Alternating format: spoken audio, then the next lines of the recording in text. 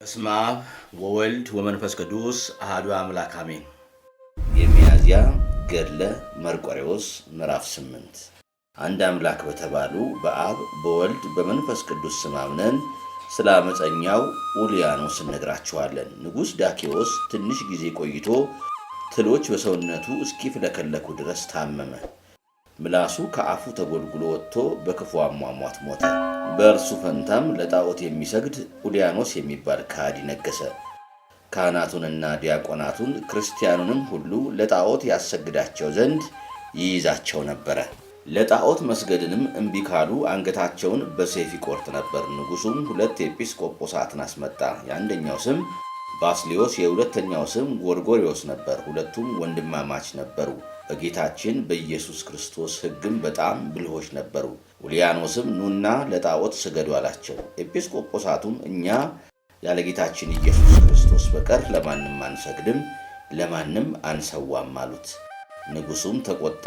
ወደ እስር ቤትም ያገቧቸው ዘንድ አዘዘ። ወስደውም አገቧቸው። በማግስቱም ያመጧቸው ዘንድ አዘዘ። አመጧቸውም። ንጉሡም ባስልዮስን አንተ የፍየል ጢም ያለህ ያን የጠራቢ ዮሴፍ ልጅ አምላክህን ወዴት ጣልከው አለው። ባስልዮስም የሰማዕታት መቃብር የሚሆኑ ሳጥኖችን እንዲጠርብ ተውኩት አለው። ንጉሡም ለነፍስህ እወቅ፣ እኔ ከአንተ ጋር ስላደግኩ ትንሽ እታገሥሃለሁ አለው። ዳግመኛም ንጉሡ ባስልዮስን ከሰልፍ እስክመለስ ድረስ ራስህ ከልብ ጋር ተማከር፣ ከሰልፍ ከተመለስኩ በኋላ ግን ለጣዖት ባትሰግድ ራስህን በሰይፍ እቆርጣለሁ አለው። ቅዱስ ባስልዮስም ንጉሡን ሂደህ ተዋጋና በሰላም ከተመለስክ ጌታዬ ኢየሱስ ክርስቶስ ከእመቤቴ ከቅድስት ድንግል ማርያም ሰው አልሆነም ማለት ነው አለው። ንጉሡም ተቆጣ። ወደ እስር ቤትም እንዲያገቧቸው አዘዘ። እኔ ከጦርነት በሰላም እስክመለስ ጠብቋቸው አለ። ከጠላት ጋር ሊዋጋም ሄደ። ቅዱስ ባስልዮስና ቅዱስ ጎርጎርዮስም በእስር ቤት ውስጥ በጾምና በጸሎት ተጠምደው ነበሩ። በእስር ቤቱም ውስጥ ትንሽ ቤተ ክርስቲያን ነበረች። ቅዱስ ባስልዮስና ቅዱስ ጎርጎርዮስም በውስጧ ጸለዩ። ሲጸልዩም በምሰሶ ውስጥ የቅዱስ መርቆሬዎስን ስዕል አዩና ቅዱስ መርቆሬዎስ ሆይ ኡልያኖስን በሰይፍ ትገድለው ዘንድ ወደ አንተና ወደ ፈጣሪህ ተማጽነናል አሉ። ኤጲስቆጶሳቱም ይህን ብለው ሄዱና በዚህች ሌሊት ተኙ። ቅዱስ መርቆሬዎስም ለቅዱስ ባስልዮስ በሕልም ታየው እንዲህ ሲል፣ ወንጀለኛው ኡልያኖስን ገደልኩት። ቅዱስ ባስልዮስም ቅዱስ ጎርጎርዮስን አነቃውና በሕልም ያየውን ነገረው። ተነስተውም ወደ ቤተ ክርስቲያን ሄዱ። ሂደውም በገቡ ጊዜ ደም የተቀባ ጦርን በእጁ ይዞ የቅዱስ መርቆሬዎስን ስዕል አዩ። ቅዱስ ባስልዮስም ቅዱስ መርቆሬዎስን በእውነት ወንጀለኛው ኡልያኖስን ገደልከውን አለው። ስዕሉም አዎን እንደሚል አንገቱን ዘንበል አደረገ። ኤጲስቆጶሳቱም ባዩ ጊዜ ተደሰቱ፣ እግዚአብሔርንም አመሰገኑት። ወደ ጦር ሲሄድም ቅዱስ መርቆሬዎስ ወንጀለኛው ኡልያኖስን ገደለው። ያገዳደሉ ነገር እንዲህ ነው። ቅዱስ መርቆሬዎስ በጦር ወጋው። በወጋውም ጊዜ ከፈረሱ ወደቀ። ኡልያኖስም ከመሬት አመድ ቆንጥሮ ወደ ላይ በተነና በክፉ አሟሟት ሞተ። ሰራዊቱም ተመልሰው በእርሱ ፈንታ እግዚአብሔርን የሚወድ ጻድቅ ንጉሥ አኖሬዎስን አነገሱ። እርሱም የክርስቲያን ሃይማኖትን ገለጠ። በሮሚ ሀገርም በቅዱስ መርቆሬዎስ ስም ታላቅ ቤተ ክርስቲያንን ሠራ። በዚህ ቤተ ክርስቲያን ውስጥም ብዙ ተአምርና ድንቅ ሥራን አሳየ፣ ገለጠ። ብዙ በሽተኞችንም ፈወሰ። ስለዚህም የቅዱስ መርቆሬዎስ ክብሩንና ገናንነቱን እናስብ ዘንድ ብዙውን ትተን ጥቂቱን ጻፍን። ልመናው አማላጅነቱ በእኛ ላይ ይኑር ለዘላለሙ አሜን። የመርቆሬዎስ ተአምር። በአብ ስም አምነን አብን ወላዲ ብለን፣ በወልድ ስም አምነን ወልድን ተወላዲ ብለን፣ በመንፈስ ቅዱስ ስም አምነን መንፈስ ቅዱስን ሰራጺ ብለን ምንም ላጠይቁ አካላት ሦስት ብንል በባህሪ በሕልውና በአገዛዝ በስልጣን አንድ አምላክ ብለን አምነን ከሞቱ በኋላና በሕይወቱ ሳለም ያደረገውን የቅዱስ መርቆሬዎስ የተአምሩን ነገር እንናገራለንና ጸሎቱና በረከቱ የኃይሉ ረድኤት ከሁላችን ሕዝበ ክርስቲያን ጋር ይሁን አሜን። ክብርት በምትሆን በዕረፍቱ በዓል ቀን የተሰበሰባችሁላችሁ የክርስቶስ ቤተሰቦች ሆይ አንዱን ሰው መንፈስ ቅዱስ እንዳናገረው ስሙ። ያ ሰውም እንዲህ አለ፣ የክርስቶስን የመከራ ቀንበር የተሸከመ ብፁዕ ሰማዕት መርቆሬዎስ ነው። ዳግመኛም ደካሞችን የሚረዳቸው፣ ያዘኑትን የሚያረጋጋቸው፣ ተስፋ ለቆረጡት ተስፋ የሚሆናቸው፣ በጽኑ አገዛዝ ያሉትን የሚያድናቸው፣ ለድሃ አደጎች አባት የሚሆናቸው፣ እንደ ጊዮርጊስ ረዳትነቱ የቀረበ፣ እንደ ፈጣሪው ክርስቶስ መከራን የተቀበለ፣ እንደ ጴጥሮስና እንደ ጳውሎስ ድውያንን የሚፈውስ፣ እንደ እንጦንስና እንደ አርሳኒዎስ ጣዕመ ዓለምን የናቀ፣ በሦስት አክሊሎች የተቀዳጀ፣ እንደ እስጢፋኖስ ምስጢረ ሰማያትን ያየ፣ እንደ አድማስ ድንጋይ ብርቱ የሆነ፣ እንደ እባብ ብልህ፣ እንደ ርግብ የዋህ፣ እንደ ኢዮብ ትዕግሥተኛ ቅዱስ መርቆሬዎስ ነው። ለመሆኑ በሕይወት ሳለ ከሞቱም በኋላ ያደረገውን ድንቅ ተአምርም ለመናገር የሚችል እንደምን ያለ ልሳን ነው? ጌታው የሰጠውን ቃል ኪዳኑንና ገድሉን መስማት የሚችልስ ምን ጆሮ ነው? የተአምራቱን መጽሐፍ መጻፍ የሚችልስ ምን እጅ ነው? የቅዱስ መርቆሬዎስን የተአምር ምስጢር የሚያስብስ ምን አእምሮ ነው? ነገር ግን ከተአምሩ ትንሽ እንናገር፣ ትንሽም እንስማ። ጸሎቱና በረከቱ አማላጅነቱም የሁሉም ጻድቃን የገድላቸው የድካማቸው በረከት ከሁላችንም የጥምቀት ልጆች ጋር ይኑር ለዘላለሙ አሜን። አንደኛ ተአምር።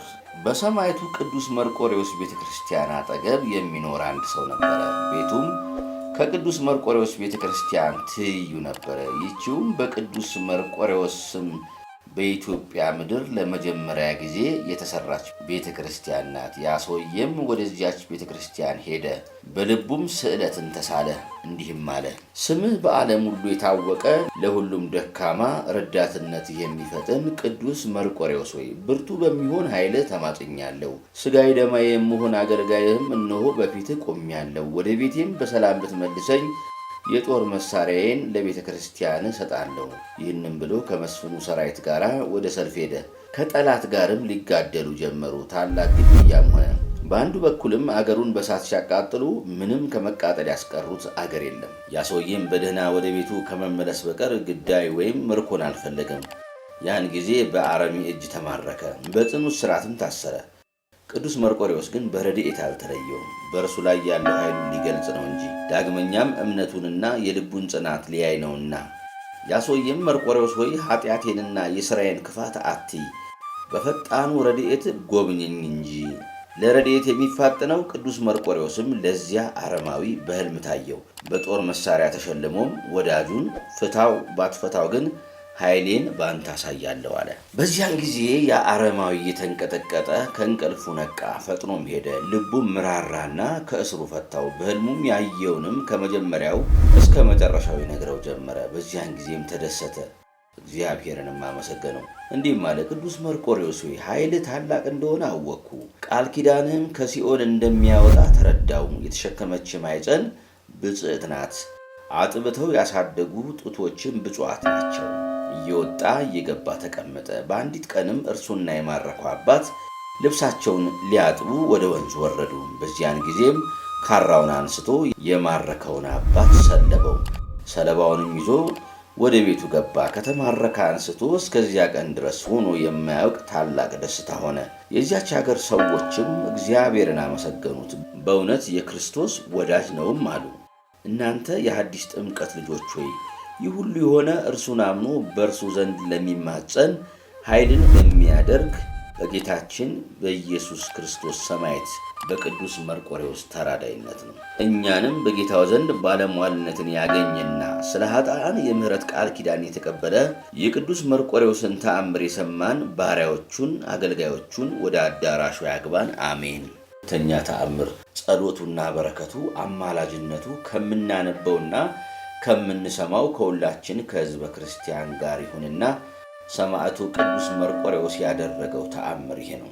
በሁሉ ላይ የሚኮራና የሚመካ አንድ ሰው ነበረ። በቅዱስ መርቆሬዎስ ቤተ ክርስቲያን ውስጥ በተሾመበት ሹመት እያለም የቤተ ክርስቲያኒቱንና የሀገሩን ሁሉ ገንዘብ ዘረፈ። ያን ሁሉ ገንዘብም ይዞ ሊሄድ ተነሳ።